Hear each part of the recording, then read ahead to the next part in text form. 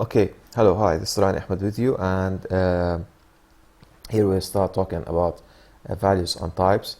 Okay, so the values can be, of course, something like, for example, 2 is an integer, something like 42.0.5, whatever, is a floating point number. Okay, I've got here something like between single quotes, this one here and this one here. Okay, so this here as a whole, okay, is called a string. Okay, and it's a string of characters. It's a sequence of characters. Okay, so that's why they call them a string. Okay. But okay, now if we want to find the type, okay, there is a function called type. Now, what's a function? A function is anything that has a name, something like similar. Okay, not exactly like this, similar. Okay, to or looks like. For example, you type a name here. The function's name is called type, and then there is a parentheses like this, and there's a closing parentheses like this. Okay, and a sequence of inputs that come in between the parentheses. Okay, so here we have a function called type. Okay, and the type is trying to find the type of 2, okay, or the type of 42.0, or the type of hello world.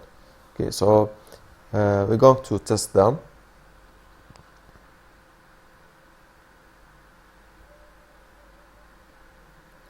So here's idle 3. So if I want to say type 2, okay, got here type 42.5, for example. Let's shift from this example. Okay, we've got here type hello, okay, world.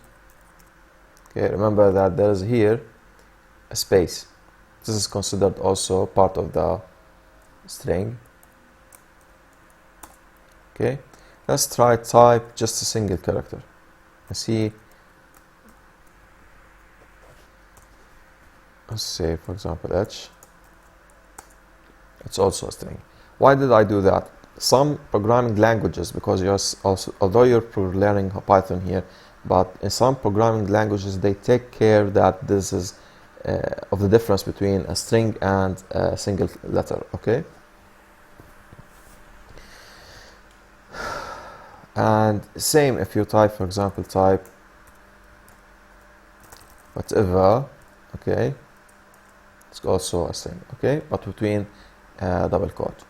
Okay, now how come both come as a string class? Well, we're going to talk about that when we reach variables. Okay,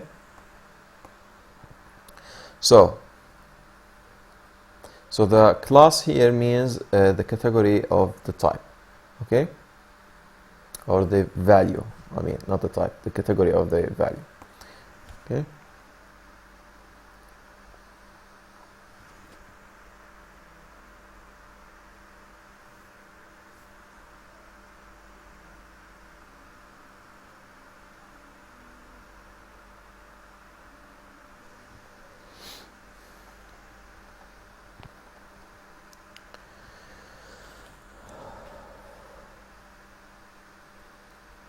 okay, I'm going to skip this. Okay, you can type this, but it means that you have like an integer, okay, like a large integer, something like a million, okay, and for example, you put like you put commas just to separate the zeros or the thousands, every thousands. So this is not really an integer, okay, but it works on Python. So this means that you have 3 numbers, okay, but they're coming in a single sequence, which is like this: 1 0 0. So those 3 zeros in the middle, okay, are interpreted as a single zero, okay, and the second one here in the end is interpreted as a single zero. Okay, so just understand that this means Okay, 3 numbers does not mean the million. Okay.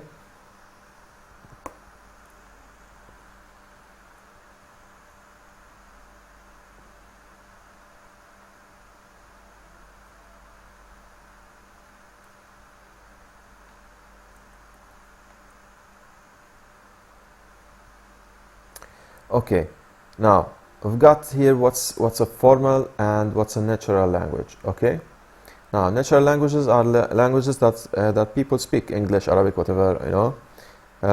But formal languages are languages that are designed by people for specific applications. For example, the notation that mathematicians use is a formal language. Okay. So programming languages are categorized as formal languages because they are languages made by people. Okay, they do not come like English and Arabic and French. Okay, they do not come spoken and things like that. Okay.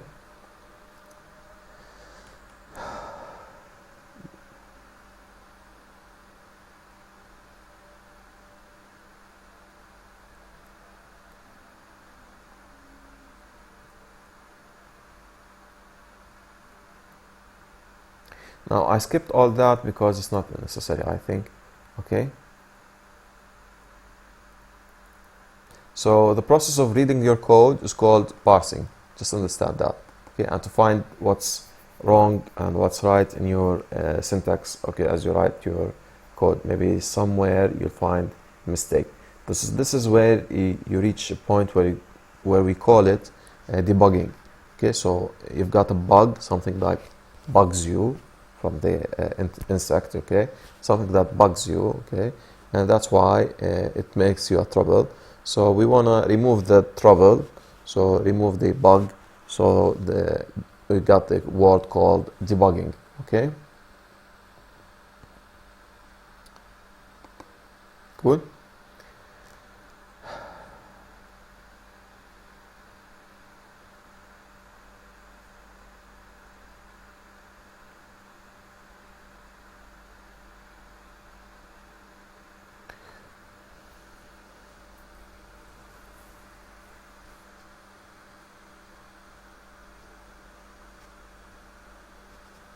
Now we're going to solve the problems here. Okay, it's a good idea to read this book in front of a computer so you can try out the examples as you go. Okay, whenever you are experimenting with a new feature, you should try to make mistakes. Okay, for example, in the Hello World program, for example, what if I leave out here, for example, let's say, okay, I type print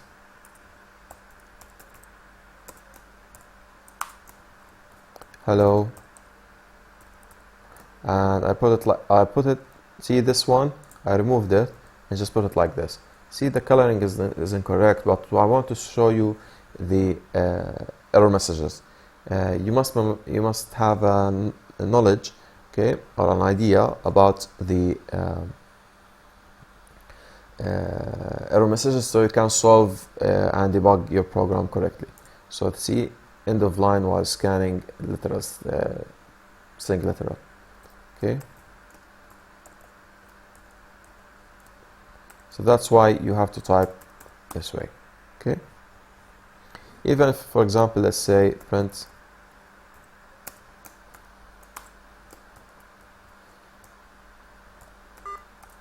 okay, missing parentheses, okay, equal to print. Okay, now what else? Okay,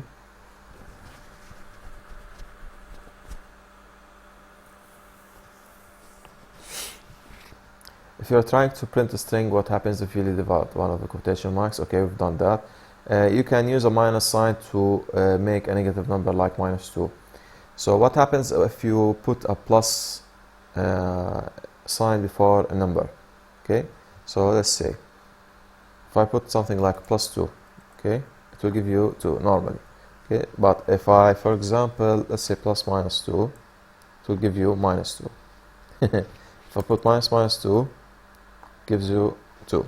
Okay, well, it looks like it's multiplying the minus with the second minus. Okay. What else? What if I said like 2 plus plus 2? Okay. Because the second plus has no meaning. Okay. Let's see if I put 3 pluses. Okay. It stays as same. Okay.